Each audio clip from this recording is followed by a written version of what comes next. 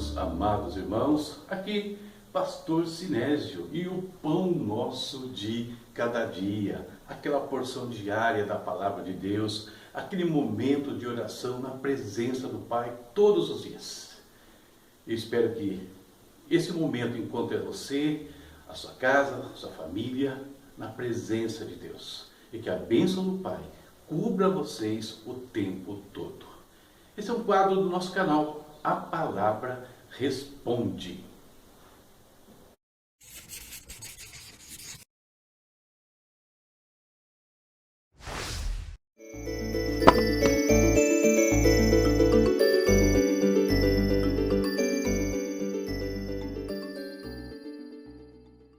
Continuamos com a nossa leitura bíblica. Olha só, estamos quase terminando o livro de Levítico. Já chegamos até o capítulo 19. Hoje leremos os capítulos 20 ao 23 e estamos por um dia de fechar o livro de Levítico. O tema que eu escolhi desses capítulos é este: Jeová Mikadisken, o Senhor que vos santifica. O versículo é um só. Peguei esse versículo aqui, Levítico 20, versículo 8. Obedeçam aos meus decretos e pratiquem-nos. Eu sou o Senhor que os santifica. Aqui, portanto, nós temos um dos nomes de Deus, que estão citados no Antigo Testamento, o Jeová Mikadisken. Ok? Vamos lá.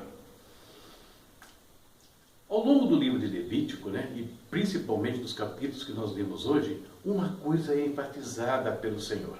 E o que coisa é esta? É a santidade.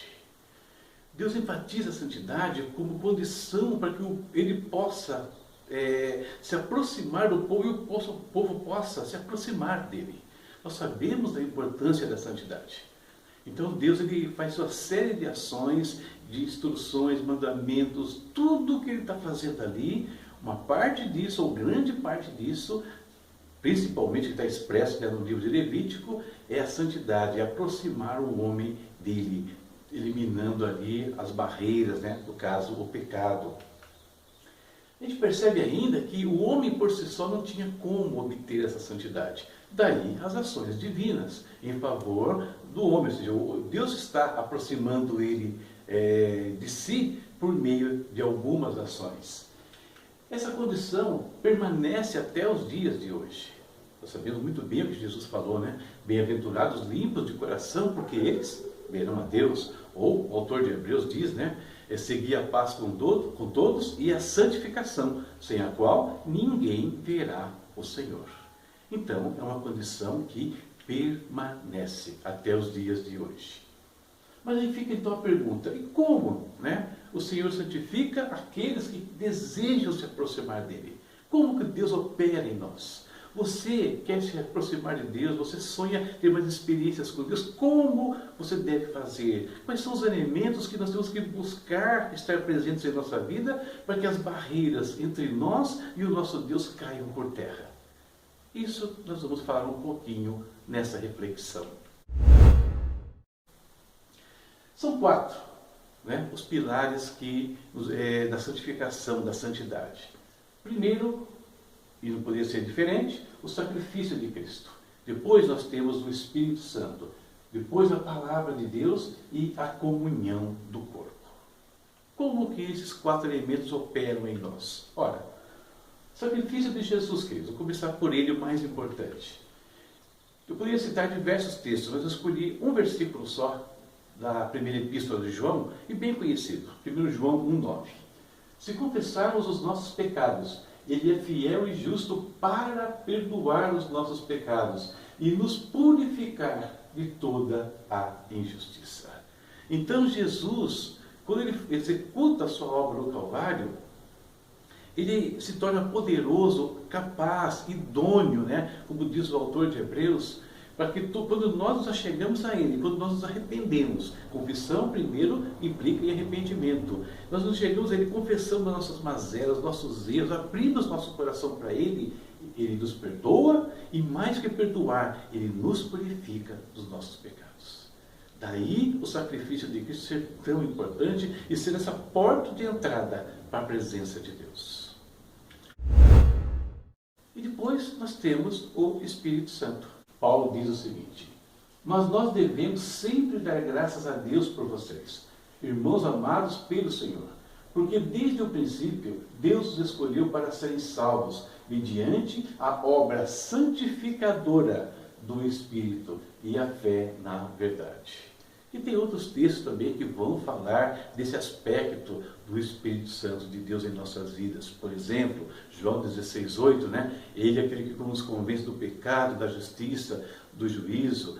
Escrevendo a Tito, no capítulo 3, verso 5, o apóstolo Paulo fala sobre a generação e a transformação que o Espírito produz em nós.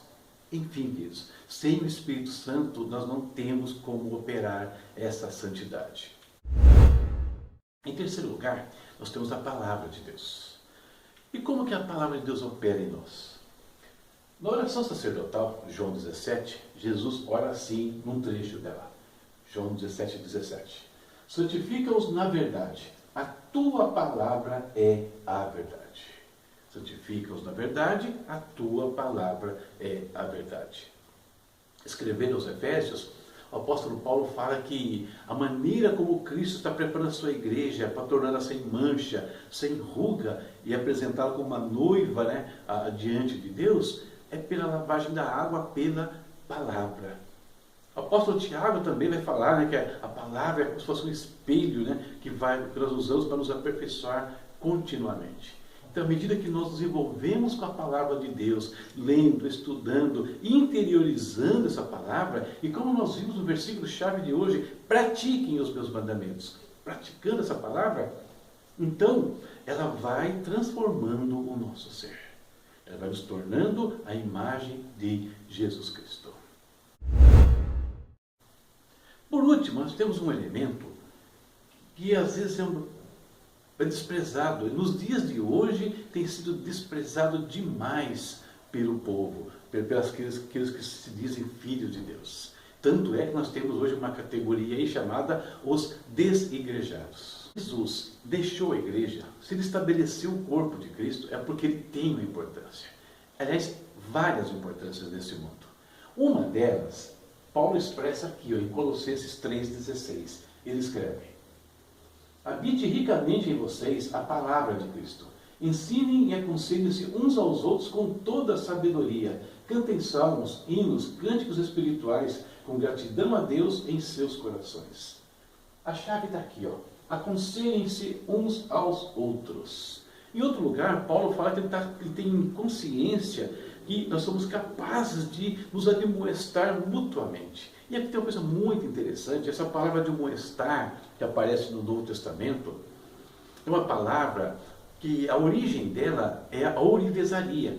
E qual é o processo antigo de lapidação de pedras? Antigo é você pegar as pedras brutas, colocava num saco e agitava. O atrito de uma pedra com a outra as polia, tirava as imperfeições.